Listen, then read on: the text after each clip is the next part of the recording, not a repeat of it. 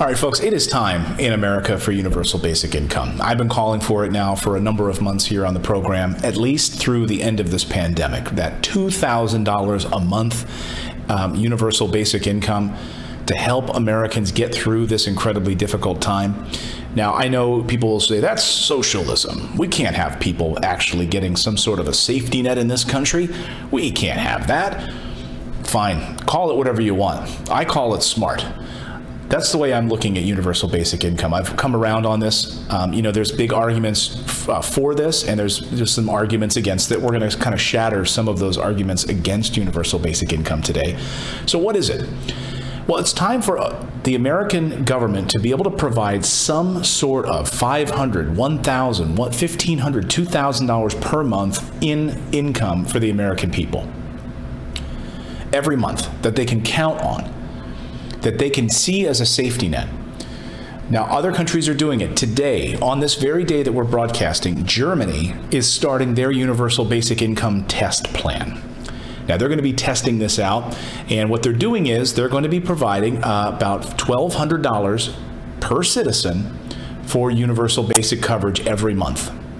They're going to be studying it in the same way that Finland studied it. And you know what? They'll probably find the same results that Finland had when they started this in 2017. It worked. I know it's shocking, isn't it? The study ran from 2017 to 2018, started then, and compared the experiences of recipients selected through random sampling. So they gave this universal basic income, and then they tested to see what the results were. What sort of an effect did it have on the economy? What sort of effect did it have on the workforce? What about their overall mental health? Were they able to provide better for their families? All of those things were measured. Guess what? Those who had universal basic income were generally more satisfied with their lives and experienced less mental strain, less depression, less sadness, less loneliness than the control group that did not receive the universal basic income.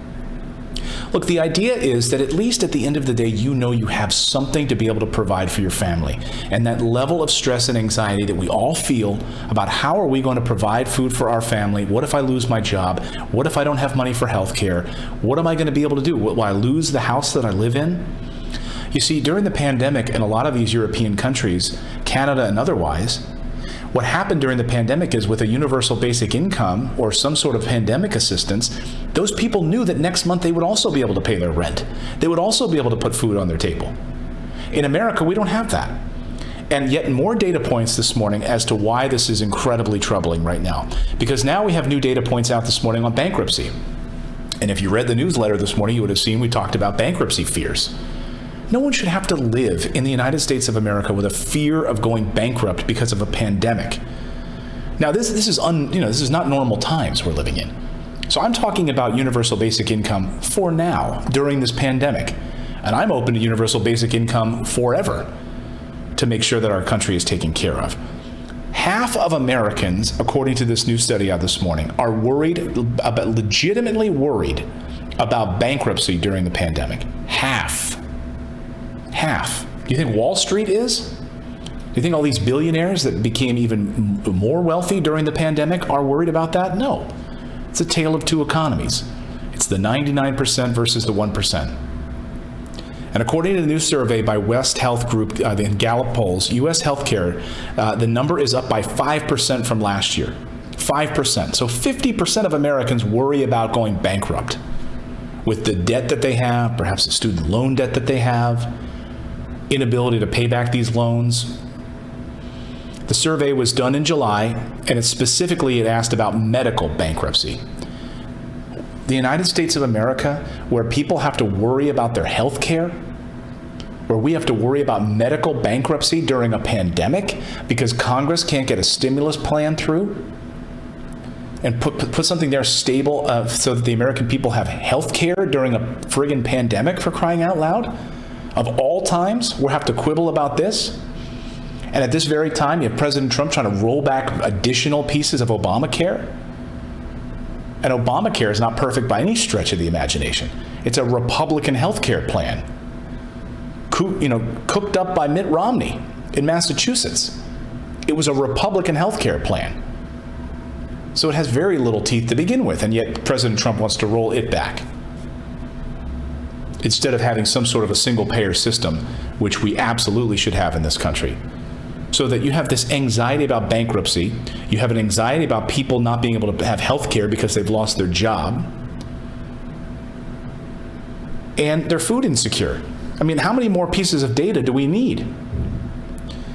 AOC was on the floor of the Senate slamming Mitch McConnell and the leadership for the last round of stimulus and talking about it being a corporate bailout for big businesses, and they were fine and they're happy. She slammed them yesterday, saying that this is absurd. She said that lawmakers in the upper chamber should be ashamed of themselves about passing a new stimulus. She said they're sitting on a $3.4 trillion HEROES Act that was passed by the Democrats, and they're not doing anything about it. And babies are sleeping on the floors of their cars, which is happening. People are sleeping in their cars in the United States of America.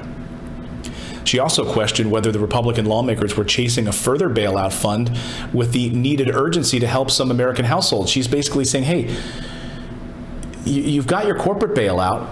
All of those big businesses are fine. Wall Street's doing just fine. All of your corporate greedy crony brothers in Wall Street are doing just fine, while the American people are food insecure, worried about bankruptcy, lost their jobs, don't have health care. And this is the richest country in the world. We have a $25 trillion economy, and yet we can't figure out how to provide at least $1,000 a month to the American people. Here's AOC going to town, yelling at Mitch McConnell. We don't have the necessary ventilators, but we have to go into this vote eyes wide open. What did the Senate majority fight for? One of the largest corporate bailouts with as few strings as possible in American history. Shameful.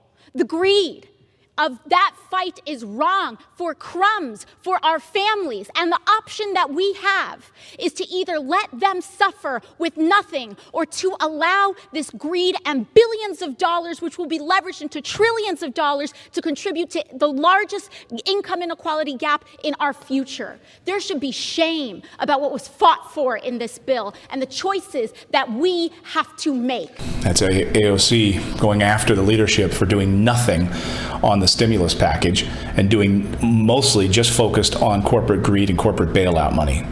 Again, they've just done fine. I mean, even Mitch McConnell's family made money on this, right? Elaine Chao, his wife, their business has got plenty of money, hundreds of thousands of dollars in bailout money. So they're all doing fine. All of these corporate Democrats, corporate Republicans, all making money, all doing just fine, and yet you're suffering. Unbelievable. And this just goes to show you how out of touch politicians are with Main Street. President Trump yesterday, I think this is like a day and a half ago, tweeting this. I think this is the most tone-deaf thing I've seen in a long time, and trust me, I've seen a lot of tone-deaf things from that guy. The Dow Jones Industrial just closed above 29,000 points. You are so lucky to have me as your president. With Joe Biden, it would crash. I get Joe Biden. Joe Biden, it would crash. So he's praising Wall Street. The Dow Jones just closed above 29,000. Well, that was 24 hours ago. The Dow closed yesterday, had its worst day in months. All of tech sector sell-offs, and there was panic on Wall Street yesterday. He was quiet. He was quiet about it. So, Mr. President, what happens when stock market goes up? You take credit for it. When it goes down, you're quiet about it. So interesting. But who cares about Wall Street? It has no connection to you and me at all. At all. So who cares? Using this as a metric of the health of our human economy right now. I mean, how many of you watching right now feel better because Wall Street did great this week? Come on. Give me a break. Yeah, this is the most ridiculous thing I've seen. The Dow Jones Industrial just closed above 29. You're so lucky to have me as your president. How many people watching right now feel so lucky to be focused on the corporate greed and bloodsuckers that is important to this president? And if Joe Biden were president, it would crash. First of all, no, it won't. Because both of these guys, there's not going to be any change. You have Joe Biden becomes president of the United States, nothing is going to change. They're all in the bag. Both parties, Democrats and Republicans, are both in the bag for Wall Street and their corporate greedy buddies. I mean, heck, half of Obama's cabinet was like handpicked by Wall Street, for crying out loud. All of these, nothing is going to change. Nothing will change. That's why we need to rise up. That's why we need to make a change. It's what I've been calling for here on the show for months. In order to make a real change, we have to have a grassroots effort of change. People that really support these major movements in our country. Having a major shift towards green energy, having a major shift towards some sort of universal basic income as a safety net for the American people. So the numbers are in on this, on the idea of universal basic income. And guess what? It works. And so there's this big argument that floats around that, well, you know what? If people get universal basic income, they're just going to be lazy. They're going to be lazy and they're going to suck off the system. Well, guess what? The data is in from a number of countries that have tested this for years, analyzing this, and that hasn't happened. And do you think that Americans would do that? That Americans who want to build businesses, create, would be somehow, they would just stop and do nothing as a result of having universal basic income? Well, the data doesn't show that it would. And actually, we have quite a bit of data from the stimulus that shows the exact opposite of that argument. That's right. Because people receive $1,200 a month, because people were able to get at least $600 a week in unemployment benefits, guess what? More people have started businesses. That's right. During this pandemic, while they were laid off, they got together with their sister, they got together with their friend, and they just started to finally start that business. And you know what? They were able to do it because they had a little bit of a safety net, a little bit of money coming in to pay for groceries and rent. And they were able to actually start companies and hire people. In fact, I've seen it from you right here in my chat. I think just a few days ago. If you're watching right now, you're a channel member, let me know right now in the chat.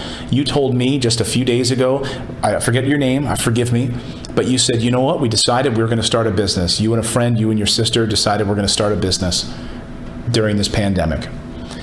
And you were able to do it because you had assistance coming in that kept you afloat. And you didn't have this anxiety about where you were going to be able to get money to be able to pay for your groceries and your electricity and your rent in your house. So Andrew Yang answered this perfectly. Of course, Andrew Yang ran for president of the United States. He did actually surprisingly well. He was one of the last 6 or 7 candidates to survive. He really brought this idea of universal basic income to the fore, and he should be applauded for that. He's still out there fighting the good fight. He answers this question, and he answers it with data. And he knows because he's looked at this. And we now have even more data thanks to the pandemic. Listen to Andrew Yang talk specifically about this idea that if people got universal basic income, they might become lazy. Listen. I know you spoke to another guest about, hey, how do you get, let's say, approximately $3 trillion a year to fund universal basic income? And the great thing is that the first thing is it's not actually $3 trillion. And the reason why it's not $3 trillion is that if you look at what we're currently doing, we're spending about $1.5 trillion right now on 126 welfare programs and Social Security. So the $3 trillion actually shrinks a lot very fast because of the fact that about half of Americans are already getting various income support from the government. So the real price tag is closer to about 1.8 trillion if you say everyone who's 18 and up. Now, for context, the entire U.S. economy is now 20 trillion, up 5 trillion in the last 12 years, and the federal budget's 4 trillion. So you're looking at 1.8 trillion. It's a lot of money, but it's actually manageable. So of the 1.8 trillion, we're going to get back, let's call it 400 billion in new tax receipts because everyone's going to be spending more money. We're going to save 1 to 200 billion on things like incarceration and homelessness services and emergency room healthcare. And that's just the tip of the iceberg. This idea that we don't have the money, give me a break. Really, where are we going to get that money? If that question crosses your lips, just smack yourself in the face. We are the richest country in the world. Where are we going to get the money? Really? A $25 trillion economy? We spend $900 billion a year on military so we can go blow up brown and black people in countries and start wars all over the place. Imagine if we didn't have a massive standing army for no reason. because of some made-up threat so we can line the pockets of defense contractors. I mean, I've been hitting on this for years. Even when I was an anchor on Fox, I would say this on the air, and I would have Republicans shaking their head at me and say, yes, I agree with you. I couldn't believe how many Republicans agreed with me that we spend way too much on the military, but they don't want to talk about it. You know why? Because their corporate masters won't let them. They don't want to talk about it. It's somehow unpatriotic to talk about cutting the military. It's somehow unpatriotic to mention that we're spending so much money to buy aircraft things and buy gas masks and all kinds of missiles and materials that we do not need or use. They get mothballed and they sit in warehouses. We don't use them. And yet we're applauding these Democrats, we're applauding these Republicans who increased our military budget by 20% just a year and a half ago. Democrats signed that too. It's not just Republicans. Democrats signed to increase our military budget by 20%. I couldn't believe it when I heard that. I couldn't believe it when I saw President Trump signing that bill saying he was going to do more for our military that had been gutted under Obama. That was the talking point. Good. It needed to be. We need to slash the amount of money that we waste on our defense. Give me a break. We need to spend that much money so that we can take some guy out on a camel in Afghanistan? Garbage. And yet Americans are suffering and are sleeping on the floor of their cars. You mean to tell me we don't have enough money? Give me a break. Come on. So if those words cross your lips, just think about how much money this government is wasting every day, and how if we reapportioned that money properly, like other countries have figured out how to do, we wouldn't have the massive amounts of drug crime that we have. You wouldn't have videos like this where a guy gets a bag put over his head for running naked and hopped up on PHP and having 4 cops show up, one of them sitting on his neck and killing him. You wouldn't have the rampant homelessness that we're seeing across the country right now. Other countries that have figured this out, like Portugal, have no drug crime. And that's why you have attorneys general from many states in the United States flying to Lisbon to learn how in the world they did it. It's the 3rd safest country in the world. How did they do it? 13 years ago, they figured it out. America could learn a thing or two from these other countries that take care of their people. There's not this anxiety. If they lost their job during the pandemic, they still know that the government will be there to help them, to make sure that they have some sort of universal basic income, some sort of health care to be able to take care of them while they're out of a job because of a pandemic.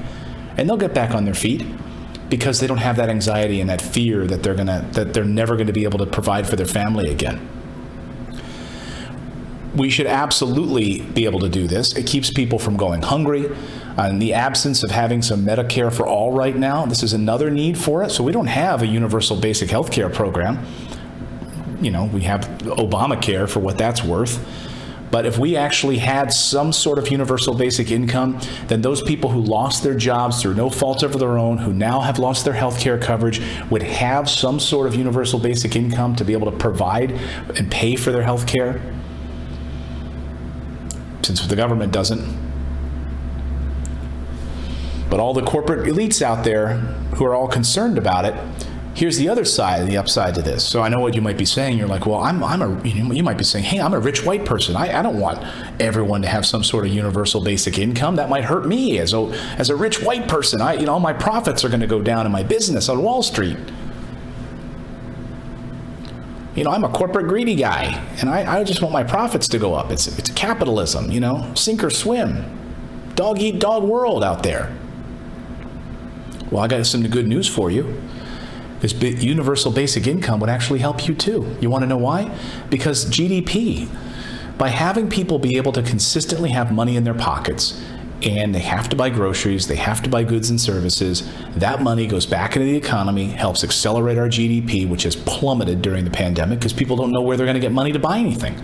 They're food insecure, they're skipping meals, they're not buying things, and guess what that hurts? That hurts you, Mr. Corporate Greedy Guy on Wall Street.